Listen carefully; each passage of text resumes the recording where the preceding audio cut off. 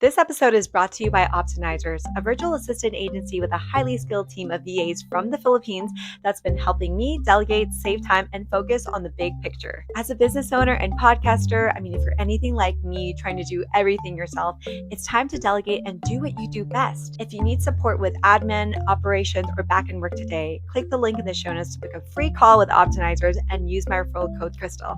Thanks, Optimizers. Here we go. Hey everyone, welcome to the Filipino on the Rise podcast. I'm your host, Crystal Fabella, and here I love to spotlight Filipino women doing big things and making an impact. We're all about advancing Filipina excellence and showing the world we're forced to be reckoned with, and also there's so many things to celebrate and be inspired by our culture, by our community, and especially by our amazing women. So as our first guest today, we have here a good friend and just inspiring sister, Hilary Soriano. She is a Filipina-American actress and executive producer who works alongside her husband and director Chris Soriano to create independent films centered on Filipino and immigrant stories. Together, they produce original narrative features outside the traditional studio system. Their work focuses on Filipino characters navigating identity, survival, and reinvention with a clear mission to bring Filipino stories to the big screen. Hilary is involved at every stage of the filmmaking process as both an actress and executive producer. The Soriano team has released 4 independent narrative features, including Almighty Zeus, which was executive produced by Manny Pacquiao, The Wedding Hustler, The Master Chief, and their latest film, Red Light Teachers, which we are definitely going to be diving deep into this episode. And it's now releasing theatrically through Regal Cinemas, and you'll be able to find it online. It's probably going to be out and released by the time you listen to this, but thank you so much, Hilary. Welcome. So excited to have you here. Yeah, so excited to be here. Yay! Of course. And just a little background, Hilary and I we've recorded this podcast over a year ago, I think. It was virtual, and unfortunately that never got out because the file got corrupted, and I was just so like, oh no, like we lost that episode, but hopefully she's able to record again. But we're back, baby. Back in forever. And also after this film too, which you seem so passionate about, so maybe it's just like, I always say God's timing, right? For real. Yes. And we get to be in person. Yeah. Because now I'm in California. I love that. And yes. I connect. I feel like, yes. I love that. It's so different. It's so different in person. And just so you all know, really funny, but before this, we had to re-record this whole intro because I was recording like a rookie mistake without having pressed record yet. Take 2. Yes, take 2. And Hilary, thank you for being patient and gracious on that. And it made me think about like you've produced films. Mm-hmm. You're on set. You're behind the camera. You're doing all the things. What has been maybe like I don't know, share an experience where there's been like a bump, like a bump in production, and you're like, oh no, and you had to like, kind of solve the problem on the spot or just get really scrappy. Has anything like that happened? Oh, so many. So many, girl. Like, for example, like just making sure people are fed, and we have like 15-hour days on set sometimes. I try to keep it to like 10 to 12, but people get hungry, and so just making sure like food comes on time because everyone is ready, hungry, physically lifting things. And if that happens or something, then I'm like, oh my gosh, I need to make sure, that they eat and they're well taken care of. So that's like one out of a million Filipino things. I know, right? Everyone ate? Everyone good? Okay, we good. Oh my gosh, okay. Any experience where you had to just think on the spot and like solve a problem? Like I feel like we find ourselves in those like the improvise situations, but I bet in film too, you just have to like, because like time is money, right? Exactly, yeah. And so with like me, I'm on the producing end, so I kind of focus on the money and on the time, because more time is like overtime or whatever it is for the crew. And luckily my husband's the director, so like if something's in the script, then we can like change it, or he can like adjust it, whatever's needed, but then we conserve time.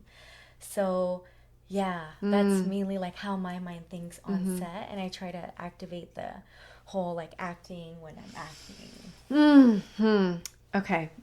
So it's just so cool that like you'll be producing and then you have to jump in also and like put on a completely different hat and be like acting mode. Yeah, and So yeah. yeah, with that, I'm like, when I see like, or when it's like my turn, because I know with the past films that like I can tell my mind was on both.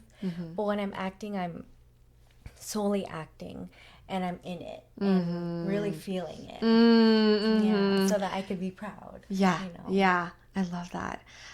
Why don't you share with our listeners some more, some of your films and what kind of reach, what kind of, impact that it's had.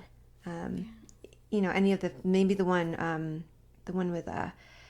with your husband Chris was a boxer, right? I like remember watching that and I'm like, wow, like there's a lot that went into this movie. Oh yeah. Like it seemed Yeah. like not that like I would expect any less, but sometimes like you It was like the first think one too. crazy, but like you see like, oh, friends are shooting this film and it's like kind of like shot in like the neighborhood or like at down the street, but I'm like, this like is Hollywood like production. Thank you. So yeah, tell us a little more about like those your past films and its reach and influence. So with that film in particular, like I remember it was during like COVID, and there was a lot of like actors that were jobless. So it was kind of like, might as well provide them like an opportunity. We're here, like let's make a movie. You know? And for context, right? This movie, for listeners, it was in light of the like Asian American violence, hate, and also like COVID, and it was just relevant to what was currently going on. Yeah. So the protagonist, if you could give a really quick blurb on it.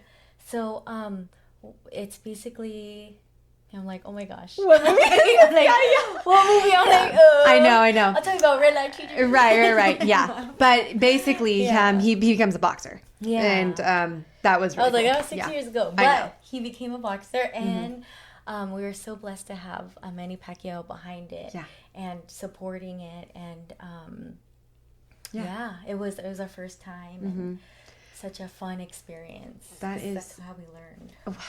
The fact that was your first film, like, I'm just so impressed. All right, I just have to interject. Yes, you heard that right. They co-produced their first film, Almighty Zeus, in 2022 with the Manny Pacquiao, aka the legendary boxer of the Philippines we all know and love. This is a film that addresses anti-Asian hate crimes, and it's about a boxer, so that makes sense. And I asked her how, and she said simply this: Chris is the one who reached out via DM for Manny Pacquiao, and Manny loved what we were doing, smiley face. I mean, if this is not a testament to just going for it, reaching out and doing it. Hillary talks about just finding the best people to work with, collaboration, relationship building. And I hope this inspires us to really take that to heart, even if it means DMing someone from the other side of the world. So what I take from this is he believed in them and the vision. So don't be afraid to plan around your vision, passionately present it. Someone will believe in it and want to collaborate with you and be so excited to help get that dream off the ground. Before we get into, Red Light Teachers, which I'm so excited to learn more about, share us a little bit about your journey as a couple, you and Chris becoming filmmakers. Something I recall from our last talk was there's so much unseen in just even getting a film to come together to that day one of shooting, right? Like there's so much stuff that goes behind that, whether it's like people are talking to like to get funded or to get like some kind of like support on board and like just the concept. And I'd love to learn about like when you decided to become an actress and a filmmaker, right? What led up to that moment? Well, I think when we moved to LA, and our goal was to like, I wanted to really like just do it and like be an actress. I did stand-up comedy for a little bit. And that was fun but hard, And because I always enjoyed like I was going to be comedy. like, tell me a joke. I know we're not supposed to say. I'll tell you after. Yeah. You know? And then Chris, he always like wanted to be a director. Yeah. And so we kind of made the move and went to LA. Mm-hmm. And then we made our first film there. And then if you can share one more time. Yeah, you know what? Let me ask the question, go way back. Where did you grow up? Oh, Did you always like know you were on the path for being an entertainer and you know, film? Was that supported in your journey? Did you get inspiration from family or like just outside and you kind of like ventured on your own? So I like was one of those kids who would always love to like perform and act and like I would try to do things for like Disney and try to like audition, but I didn't like pull through. So I would do it at like my church and everything, but then I got into like nursing. So that's when I kind of like went that route. And after we moved to LA, that was kind of when I felt like I'm like, oh, maybe I could do it now, and I'm 20, you know. But yeah. So that was, you moved to LA from San Diego. From San Diego. San Okay, Diego, okay. sorry. We're in San Diego right now. No, for sure. And then were you with Chris already by the time? Like you had moved to so we've been together for 13 years now. Okay. Wow. Yeah, so seeing you both like on film together is just like, what a dream. I'm sure like you get to, you know, it's act. rough though. Yeah. I mean, yeah, his character in Red Light Teachers, that was just so interesting. Like I saw that one line where he's just like, this is America, we make money here. Or something. I'm like, oh my goodness. I love that. Okay. So so you got into LA. What was that like? Like just trying to make it as an actress and in film in LA? It was so I would audition, I would do stand-up comedy, I'd do all that I could. But it was a hard journey because it's kind of like in LA, there are a lot of people who look alike. And it's like, how could you be different, you know? And so then that's when I would feel like a little like kind of depressed here and there. And so Chris felt the same way. And we felt like maybe we can create like an opportunity for ourselves and others. Yeah. You know? Yeah. Yeah. You and Chris obviously have your genre, your niche around, you know, these stories that are underrepresented, like Filipino, Asian American identity and narratives that are so like educational but also inspiring and passionate. Like, how did you get there? Like, did you always know that you're like, we want to produce these kind of stories? Yeah. Well, I think because he creates all of the stories where it's like with certain stories he gets ideas from like his family or his like with Red Light Teachers. Sorry, I'm like my throat. But with Red Light Teachers, sip your wine. Thank It is you. water. Thank you. One quick thing. I'm like, it's recording, right? Yes. Okay. Perfect. Thank you for this. Yeah, we are perfect. Sorry if you have to do lots. No. Because I know. I'm a little rusty. But, No, you sound like butter. It's okay. No. Yeah. But your question was sorry. I'm like The question, like, how did you guys get to this like decision of like these kind of films you want to produce? Like, why was it important? So he would always like come up with different ideas of like the Filipino community, and he would kind of like think of, for example, Red Light Teachers. And give them a quick gist of what Red Light Teachers is about. Yeah, so it is about a Filipina coming from the Philippines to America, and she basically tries to find a living here, and her goal is to be a teacher. But what happens is she kind of goes into the stripping world, and her cousin kind of shows her that way. So that's the story a little bit. Yeah. So, but he was heard it from. Yeah. Well, he was inspired by his parents, like his mom, who came from the Philippines to come here. Wow. just even like I feel like so many of us have heard like stories within our families, and like the possibility of like, oh, this is worth being told. This is worth producing like a film over. Like we're so used to watching, like more other people's stories or like Western films. I'm like, no, here we are like with these, stories that we just hear from relatives, and it's like this is worth being told. And so that one was, I feel like also it's just so different from what we're used to even seeing. Like okay, so many questions here, but I know that we want to talk about red light teachers. Before we do, can you describe to someone if they, like if someone wanted to produce a film and wanted to do it at quality, at the level that you all do, right? What does it take?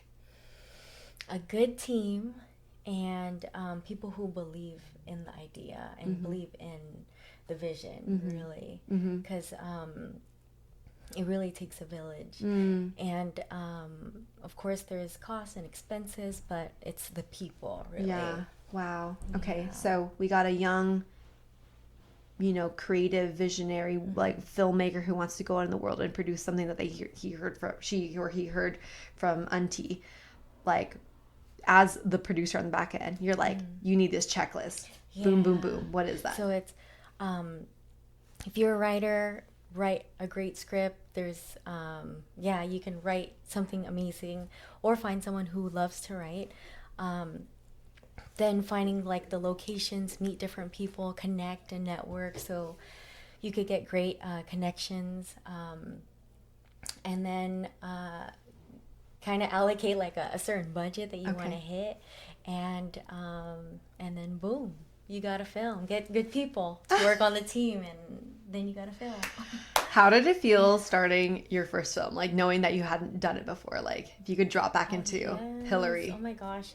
We learned so much, Chris and I, because we didn't know what a key grip is, which is like something with lighting.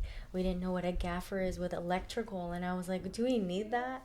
But we've seen like it with and without lighting too, and particular cameras, and we're like, oh, that's why. Who was the photographer, like the kind of like the eye for it all? Yeah, so like for the very first one, he's a great guy, and I totally forgot his name. It's okay. It's fine. The director. It's fine. Yeah. But so he's had experience in LA, and then we worked with other great director of photography people who like work the camera, and they have also a great eye. Yeah. I think I just think of like I wanted to ask this question because I really want to illustrate and how much work goes into doing something like this, and then just alone like being two people like who have the vision in mind and then have to execute this and do it with so much new, like the details, like everything having to like work out in this way, and then produce powerful storytelling. So I love film. I watch like award season is my favorite award season right now. So I think it's like there's a reason we're talking here now. I'm like with an awardee. You girl. Yeah, I'm like manifesting a little Oscar for her. Anyways, I feel like something from our last conversation that I also want to like highlight that I loved was that you guys do things a little differently. Yeah, I just remember that, and I love to see people who just do things so differently from like what the industry says, like you have to do it this way, you need this much money, you need X amount of years of experience. And not to say that like the odds were against you, but you really just did things like from what people were saying, like here's what you need, but like with just a few. And I think with your faith, like you guys are such a faith bonded couple, and like I'm a believer, I know that you are too, but how much did having belief in yourself and like faith and just like really believing, I think, in something higher here and like the vision like play into this? I love that question. Yes, so much, because like like God is everything and everything that we do. Yeah. Like he is the foundation, and like really like we wouldn't be able to do this or even like be in a marriage like without him, because it's like, you know, we're in this industry and we're actors where like we have to be intimate with other people, and there's jealousy that arises and whatever. And now like Chris and I also agreed not to physically kiss with anybody else, because you know when you're acting you have to show emotion and all that, but just to protect us in our marriage. Yeah. Wow. Yeah. Interesting. So those are the parts I didn't So think it's about. like so you know we just kind of fake it. Yeah. But No. angles. Yeah, for sure. But like I just love it. I just know like it's one of those things where like, oh, I know there's so much like there's a base of like faith and like you know believing in someone taking care of all this also in it, right? Yeah, because it's like there are times where I feel, and we both feel down, and it's like then God provides like an opportunity and we're able to do more films, you know? And it's like, because there are times where I'm like, oh, there's, you know, this is so hard because we're doing it ourselves, and this is like our fourth film, and we actually have like another one we did, so it's like multiple films that we are doing, and we're like, is anybody seeing it? Are we making a difference in this community, showcasing our culture? And then it hits us with like some another opportunity, like people want to be a part of it, and and that just like warms my heart and like allows us to keep going, because it's like it's God. Well, I'm so glad that you all keep going. It's keeping going. So no, I love that. And like, you know, I always say like I couldn't do any of this. Like this would not be here without God and prayers and all that stuff, right? Amazing. Like everything you're doing, like showcasing the Filipino culture, like throughout all the cities, and like when I attend your events, I like meet different women that I stay in touch with. Thanks to you. Yay! Oh, yes, I hope you know that. Yeah, thank you. Like you probably know this. Like you don't really get to know what's happening on the other side. Like, is this actually changing and like lives? And so like, from, like an audience perspective or like community member. Okay. It is tremendously. That's why I'm always like, oh, you're coming here. I'm coming here too. Yeah, I know. Oh, that's so good to hear. I'm excited to talk about red light teachers. Yay. I'm all like, oh my God, compliments. It's your turn. Okay. So this concept is so, it's not a concept, it's a story. Fascinating. You have a teacher coming from the Philippines. She gets here. She has to like make ends meet somehow. She can't be a teacher, right? Yeah. So she decides to be what's the appropriate term? I would say stripper, but like you can say exotic dancer. Stripper. Okay. Because in the movie, I'm a stripper. So. Okay, I know. I was just like, okay. I learned how to dance and everything. So, okay, like, bring me back to when you're like, it was, you know, introduced, and you're like, we should do this movie. Yeah. Like, what was that moment? Yeah, so Chris, like, he's more of, like, the creative where he's like, I have an idea. And then I'm like, what's your idea? You know, and I'm kind of the one who, like, helps, like, make it work. But he came up with this idea, Red Light Teachers, and the concept, the story idea, he was inspired. And then, like, it's kind of his vision, so I want to allow him to, like, take the lead with the story, because... so then he was like, I pictured you as Lizelle, and Lizelle is the cousin who is kind of like that fun, happy-go-lucky girl that, like, her goal is to be an actress, but she loves to perform, and so she performs at the strip club every night when she tells her dad she's a nurse. So, oh my gosh.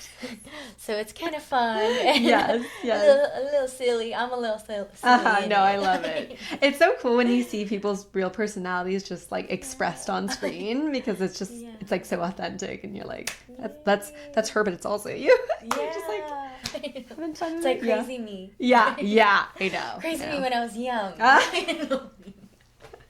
She's living it. Okay. And then, so you got together. You're Mm-hmm. like, let's do this. Mm-hmm. And what was that like formation of this like of like we're producing a film that's like it's not as squeaky clean as the other storylines could be. Like it's gonna be Yeah. about like, you know, a stripper and yet you're gonna be shooting at the clubs and like Mm-hmm. what was that process like and just even preparing for it and getting people on board? Yeah. So it was interesting because I had a lot of great support. Like um, at Expose, I love Dino. He's super nice. That's a gentleman's club we used. Mm-hmm, And mm-hmm. we filmed that, and he's super nice and allowed us to film there every morning. And like we were there, hair, makeup done in our little strings, 5 a.m. You know, and we just filmed, and then until like noon, and it was a process. And before that I like learned how to pole dance. It was a lot of fun. It You hurt reminded me of though. Nora. Oh really? I watched that afterwards and I was like, man, I wish I watched it before my little dance. It's okay. You were just fully you then, Yeah, uninfluenced. you're By right, it. you're Yeah. right. I Yeah. was like, oh, I could have done that move. Yeah. But I know that Mikey Madison, the star, she like the way she prepared was she also like talked with Yeah. some dancers and whatever. Yeah. Like, was there any of that for you? Like, I you did. met? Okay. I met an amazing, she's so sweet, amazing dancer, and she kind of taught me like of course to dance, but also like why, like, Mm-hmm. and how she kind of like got into it, Mm-hmm. and I just like do that for every character, kind of Mm-hmm. like understanding the role, the character, and like why and why did this character choose this job and how Yeah. does she feel, so that I can really like, immerse myself in it Yeah. and be it. Wow. Was there Yeah. like, any kind of, I guess, like, pushback that arose or, like, just, Yeah. obstacles here in Yeah. this? I think. I don't know if pushback is the right word, but, like, Mhm. just even, like, pursuing this type of storyline, right? Like, Mhm. questions. Yeah, Yeah. I think because we we wanted, and that's why like we wanted to really like showcase the film in a way where it's not like highlighting the women's body and women like Mm, strippers, but it's more so yeah. highlighting like an immigrant Filipino woman coming to America, and then this is, the choices that she has to make, Yeah. and it's real life, Yeah. like Yeah. in the movie, and I don't want to give too much, but like her uncle is really like telling her to get a job, and Mm-hmm.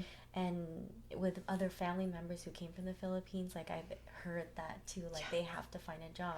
They Yeah. can't just like, like um like do what they want to do, Right. because of course they have to pay bills, Yeah. and they have to, and so And that's she. a very real part. Like, we don't really see that part, that very real lived experience of like the immigrants Yeah.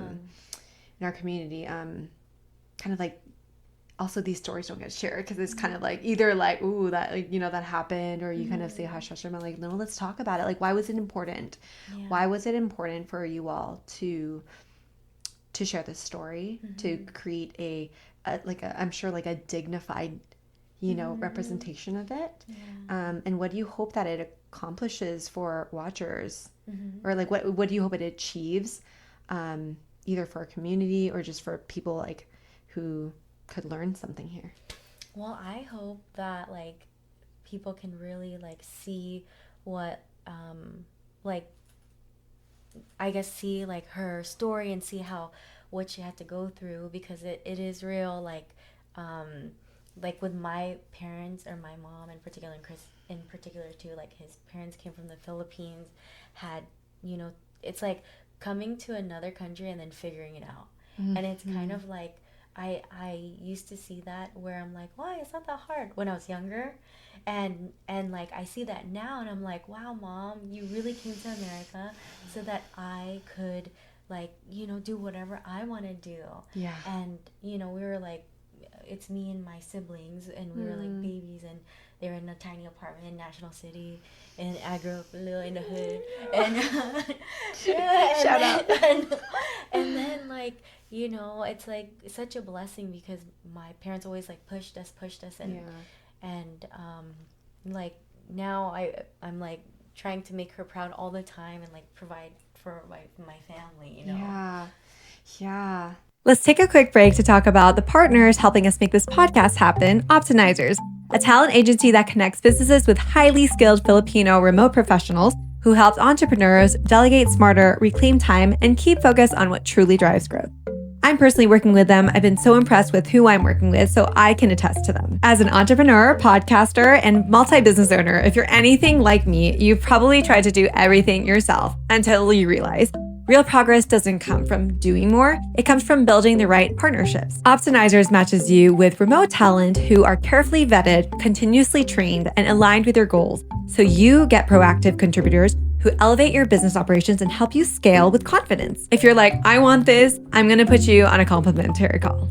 Whether you're launching a new project or need support to keep your momentum, click the link in the show notes to book a free call with Optimizers and use my referral code Crystal to get started. Thanks, Optimizers. Okay, back to the episode. Thank you for sharing that. Like, I don't think you even have to relate directly to the story. What's the protagonist or like the dancer's name? Maria. Maria. Yeah. You don't have to like relate directly with Maria to like relate to that story of like the struggle, whether it's, you know, your parents or like what you hear about family around you, like that sheer like true immigrant come up, and everything that comes along the way, the sacrifice is made. Like you'll hear like, oh yeah, like you know, your dad actually had to work this job for a while, or like the parents who lost their degrees coming here, or like people who just had to be, I don't know, like under such, I don't like things they can't even share, right? That's going on just to make it here. And I even think about my mom, like who she was a doctor in the Philippines, and then coming here, like, you know, is not a doctor anymore. And I ask her about that, like, how does it feel? Because my sister's a lawyer. I'm doing whatever I'm doing. Doing amazing things, girl. Amazing things. Like they like no one knows how to explain what I do. Thank you. And then I asked my mom, like, she works in the hospital now, but still just like, you know, she's doing great for herself in the hospital. But I say, how does it feel to know, like, you know, like you came here at such a young age? Like, our parents really, like, at our age, at your age, what was your parents doing? Yeah, they're already here. They had babies. Yeah. And I'm like, dang, I need to have babies. Babies, like, starting, like, so scrappy and resourceful, and, like, being true, like, immigrants, we get the job done, right? Yeah, and they find a way because they have babies. Exactly, you know? exactly. And, like, my mom says, like, she never regrets giving up her dream so that we can have ours. And I'm like, oof. Yeah, I know, that's so sweet. Oh. Yeah, and she was like, I would have done it over and over again. Wow. Just for this, because you know, it's worth it. Yeah. And even though it breaks her heart to know, like, she never got that, but like, it's what it, you know, like that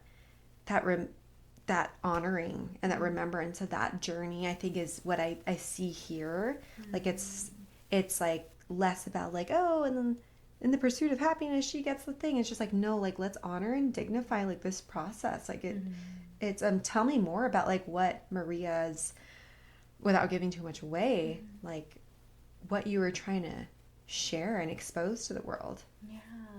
Well, with her, like with Maria, and maybe even your character, what's her name? Yeah, Lizelle. Lizelle. She's fun. I'm like, I'm Lizelle again.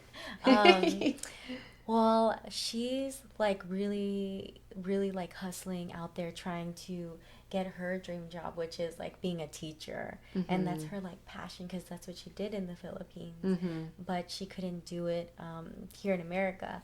And so she meets, well, and you can watch it, but like she does meet a teacher in the strip club, which helps, you know, find the way. Okay. And yeah. Okay. So there's like a redeeming. Yeah.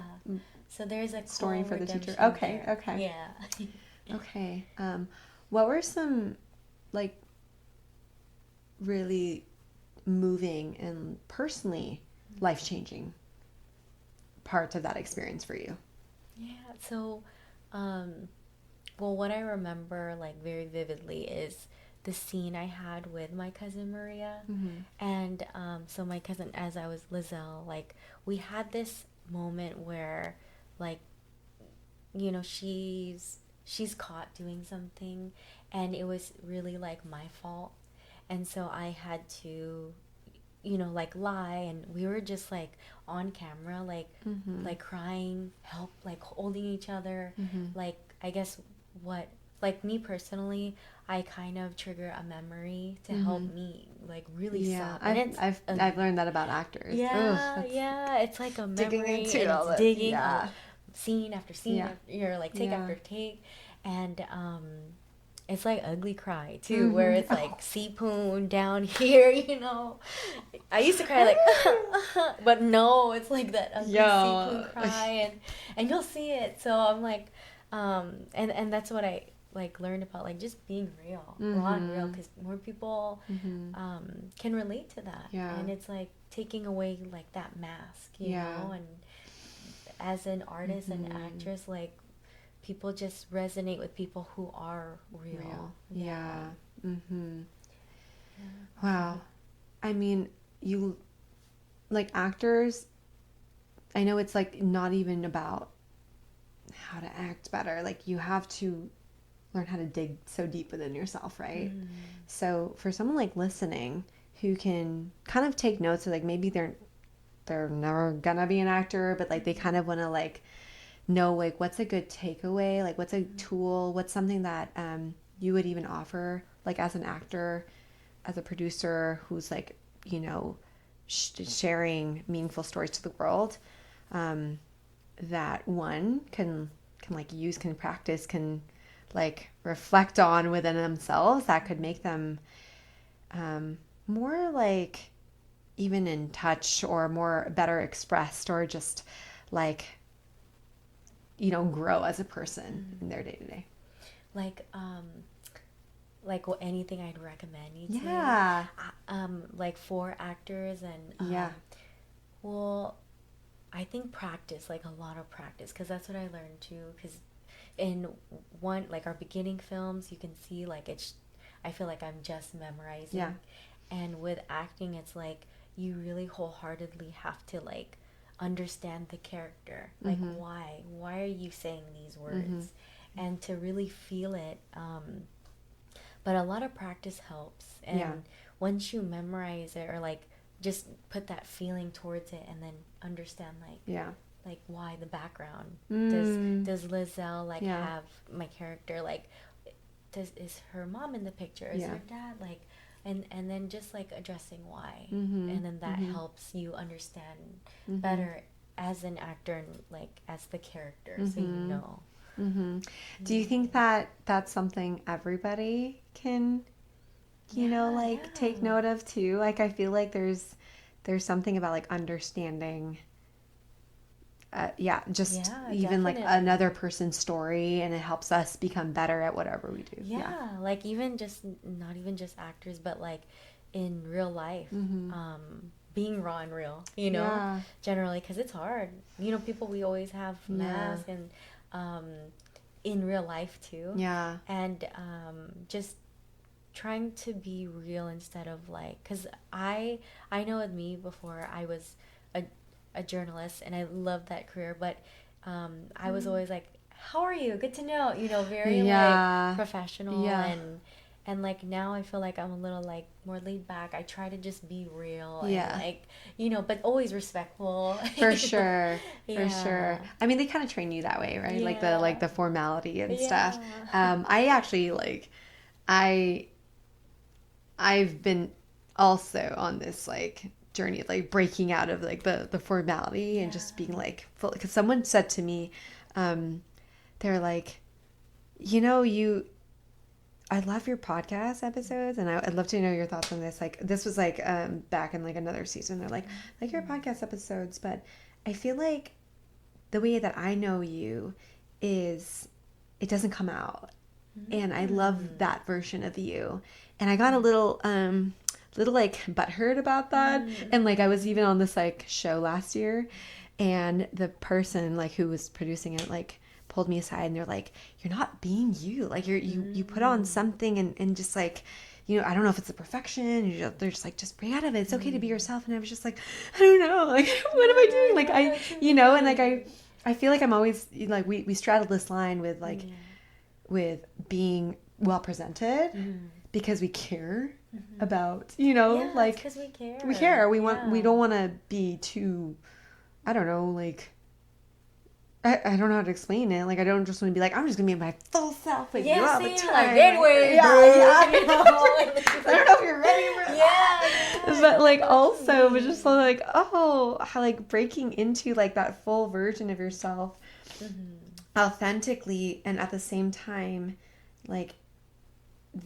knowing that like this is like you have to practice like being yourself with people. Like it's not just like just walk out and be you. Like what does it actually mean to be you? Thing. Like, you know, for someone, like what would you say like is that like way to actually expressively be you like with people, and at the same time like you gotta still walk a line of like being courteous and like knowing people have boundaries too, and just like I'm just curious, what are your thoughts on that? Well, I think it took a long time for me to like, and I'm still learning, you know, like how I am as a person, because I would have that like journalist mask of like, hey, good to meet you and blah blah, you know. But I like learned about myself that I am, when I turn on, I can turn it on, and as like an extrovert, and I could like talk and like be with people.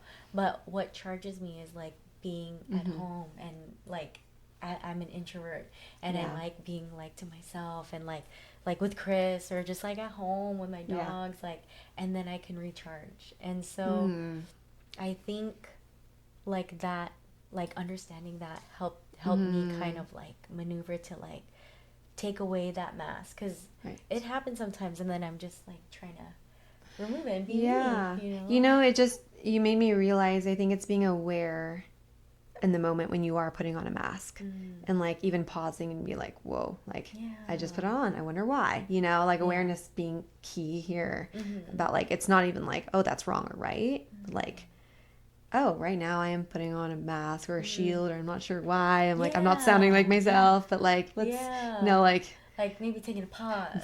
Right. Yeah. And then anyway. You know? You're like, let me just, like I found being a performer growing up, right, that it kind of turns on. I feel like a lot of, I mean, you're Filipino, they put you in front of people, you have to sing, you have to like piano, and you're just like, and you know, you're just used to it. But like sometimes you're like, oh, that performerness came on, and like sometimes it's great and whatnot, but like what would it look like? What would she say if I was just pretending like I was just talking to a friend?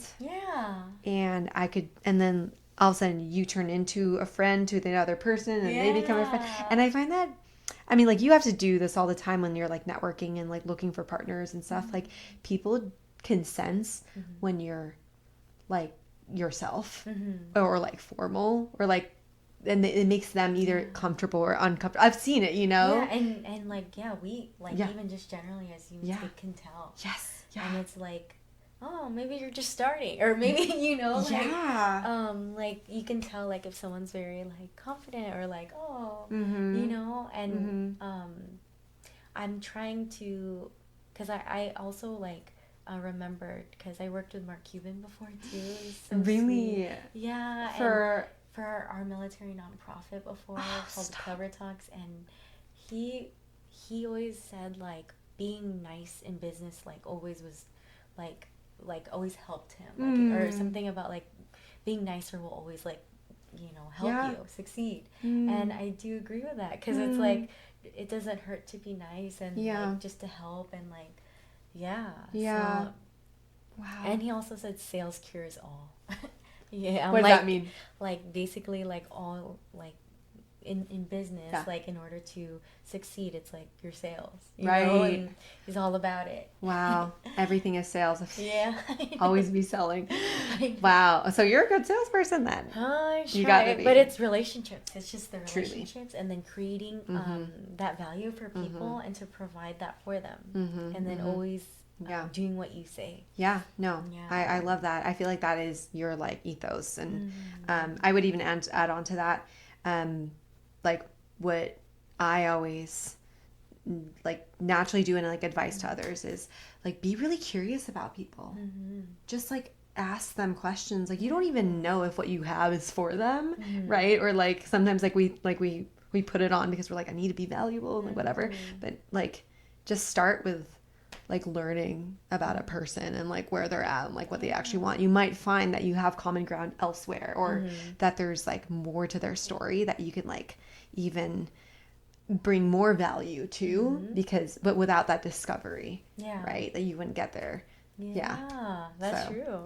it just helps to be so like, wait, tell me about that and why. I don't know, I've always been like that when I was young. Yeah, no, that's so good. And that's why, like, you're very successful in business. Look how many relationships you have. Right. I mean, you, I And mean, you too. the community, and it's like, so it makes sense. Yeah. Oh, thank you. Thank you. But relationships is so key. So what would you advise to someone listening about like what if you're like, oh, I want to take this year, like my dream, my goal, whatever, but a place where I can really crank it up a notch is by leveraging relationships and relationship seeking and building and like alignment in relationships. Like what would you advise to them? Like let's say like 2026 is the year of building relationships. Ooh, I would say like kind of what we were talking about earlier, like just genuinely like being nice and getting to know someone, helping, providing them value, you know, without just like saying, hey, would you like what? Or would you like to help me? Blah, blah, blah. I love that voice. I know. Hey. I don't know where that voice came from, but It's your that's the sales helping voice. voice. Yeah, the sales voice. Yeah, it's like, would you like to Hillary help has me? many voices. Yes. What's the Lizelle voice? Lizelle's like, hey y'all, what's yeah. up? She's crazy. You'll see She's also her. relationship building. Yeah. Yeah. Okay. And so just creating those relationships and providing as much value as you can. Yeah. Just give. And That's good. later on, maybe you'll receive, you know? Yeah, it definitely pays out in all those ways, more than just like, oh, I got the thing I want, but like I got a team of supportive people around me. I have like opportunities that we weren't really like envisioning, because people I really am learning are never just investing in like the what, they end up investing in the who you are and like what you stand for, right? And I mean I see that, and that's probably why people like love working with you too, because I'm like, I see you and Chris, I'm like, I just feel like I just could be around, you know, you want to be around you guys, and you're so enjoyable and like reliable, and like you're doing meaningful things, and like you care about who you're with, and like I feel like that is so much more potent than we give it credit for, right? Thank you. That's so sweet of you. Oh. Yeah, we try and like just to create like, I don't know, wherever, like whenever we have events or carpets, whatever it is, we just want to like take care. And I think that's the Filipino It way. is. Feed, It take is. care. Yo. Are you happy? La la la. Yeah. Never underestimate that. Would you recommend people like really like, if you got that like hospitality, that caringness, like that did you eatness, like to play that out even like in the professional world? Yeah, it's so true. Yeah, like to because my grandma would always teach me like whenever I would cook, she's like, you must feed everyone, you know. And so like that always like resonated with me, where it's like like of course with my family, but like with everyone, like let's say my team's all there, everyone's getting fed, everyone's gonna be taken care of. I want to work on set with you. Yeah, come. And I met like a lot of great people like along the way, like Liv from DBL Jewelry.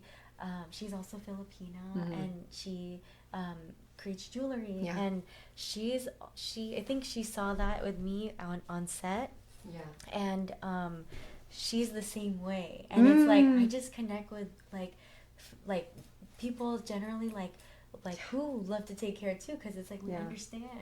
You know? No, for sure. I love her. She's so I love that. Oh, I love that. And it just reminds me that that is something I've even seen at play with like how different Filipinas who are professionals, who are leaders, who are business owners, like that part of our culture. It's something that is so unique and special because you don't think to infuse it in business or on like the set, right? Or like in decision making, to like making sure that people are taken care of and fed, whether like through food or like fed like in support and encouragement, right? And I would even say like because like we're, our mission is to really show the world like who we are and like the amazing things that we could do to like play it up where you are, try to be like that person who, I don't know, like when no one else cares, you're like, we're making sure everyone here is fed, and like you'll really stand out, Yeah, and I feel like it just helps, and also it like it just allows you to stand out, like even in your events, like you're always making sure everyone is taken care of. You're there. So I can't cook or feed, but I will check in and be like, tell me. Okay. 'Cause sometimes, with events and a lot of people, like, it's like, for sure. I'm scared. Yeah. Oh no, I'm upset. And then you always make sure everyone's feeling okay and good. I'm so glad that comes out. Yeah. I'm really here for like I will travel to some of these meetups and events because I just want to be with people. Like I just want to be like. And everyone loves seeing you. Oh my god. Yeah. Well, okay. Thank you. I want to attend one of your events and just like support and hold a sign. Oh my gosh, no. Come on set and come. And also the red carpet too. Okay. I'll let you know. Oh my god. Okay. In March. Okay. Yes. Okay. Yes. Okay. Any last things that you want to share with our listeners, like, and in this past year, like, what is one really important lesson that you've learned, and that you hope that someone here can really take away and like, lead in their next year? Ooh, great question. I would say your time will come. Like to just really like focus, and because there are times where I would feel like what am I doing, like are we making a difference, and just know and like have that positive mentality that it will come, and great opportunities are going to come your way, and you just have to have that mindset and to keep going, because it's hard, and when it gets hard, keep going even more. Yeah, thank you. I'm like taking this in. I'm like, yes. Oh, and thank you so much, Hillary. So proud of everything you've done in your journey. It inspires so much of us, and just the fact that you stay so like down to earth and humble and like and personable and reachable and just like and true to what you want to do and what you want to be like. And just to see the success out of that, it really shows me like you can walk that like in that way. You can walk with authenticity and being nice and relying on relationships and like good people all the steps of the way, especially in this industry.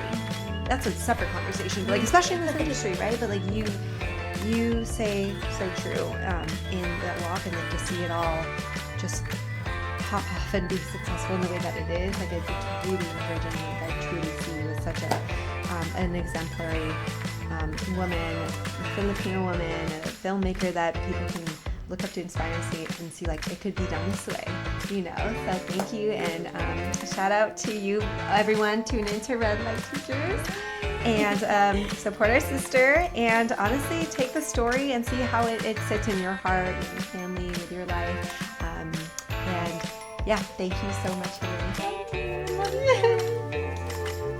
Yay! All right, and we're done.